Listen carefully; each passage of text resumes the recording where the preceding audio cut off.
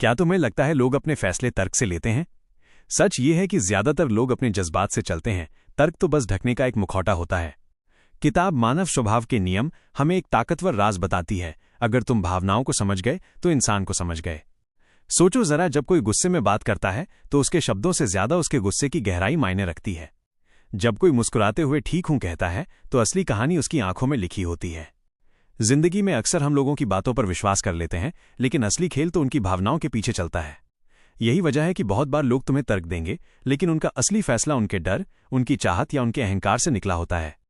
अगर तुम इस कला में माहिर हो गए कि शब्दों से आगे जाकर इंसान की भावनाएं पढ़ सको, तो कोई तुम्हें धोखा नहीं दे पाएगा, क्योंकि तुम वजह नहीं, वजह के पीछे की मनोविज्ञान देख पाओगे।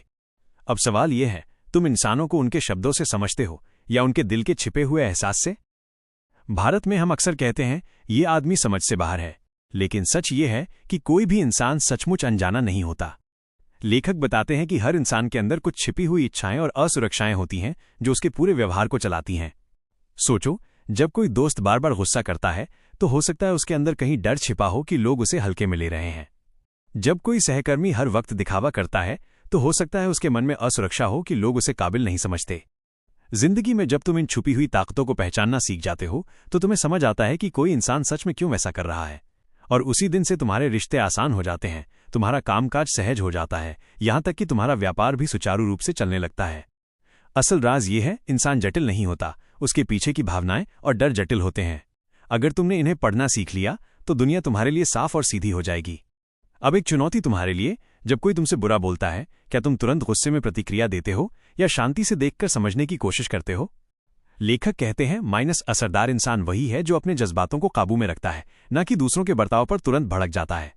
सोचो, अगर तुम हर वक्त दूसरे की बातों पर उछल पड़ते हो तो तुम्हारा असली मालिक वो इंसान है, तुम नहीं। लेकिन अगर तुम ठहर कर देखते हो, समझते हो और फिर सोच समझकर जवाब देते हो तो तुम्हारे हाथ में है पूरा नियंत्रण। असल ताकत चिल्लाने में नहीं, बल्कि चुप रहकर देखने में छिपी होती है। जो इंसान अपने जज्बातों का मालिक बनता है वही दूसरों की चाल को समझ पाता है। अब फैसला तुम्हारे हाथ में है, क्या तुम अपने भावनाओं के मालिक हो या उनके गुलाम? देखो, मानव स्वभाव के नियम सिर्फ दूसरों को समझने की किताब नहीं है, ये अपने आप को समझने की भी राह दिखाती है। जब तुम अपनी जलन, अपनी असुरक्षा और अपने अहंकार को पहचान लेते हो, तभी तुम अपनी असली क्षमता को खोल पाते हो। सोचो, जब तुम्हें किसी की सफलता देखकर जलन होती है तो उसे नजरअंदाज मत करो। रुको और खुद से पूछो, मुझे क्यों चुभ रहा है? शायद उसका जवाब तुम्हें बताए कि तुम्हें कहाँ बढ़ना है, कहाँ मेहनत करनी है। असल आत्मज्ञान ये नहीं कि तुम दूसरों की कमियां देखो, बल्कि ये है कि तुम अपनी छिपी हुई भावनाओं को पहचानो। अगली बार जब भी तुम्हारे मन में जलन या डर उठे, उसे दबाने की जगह समझने की कोशिश करो।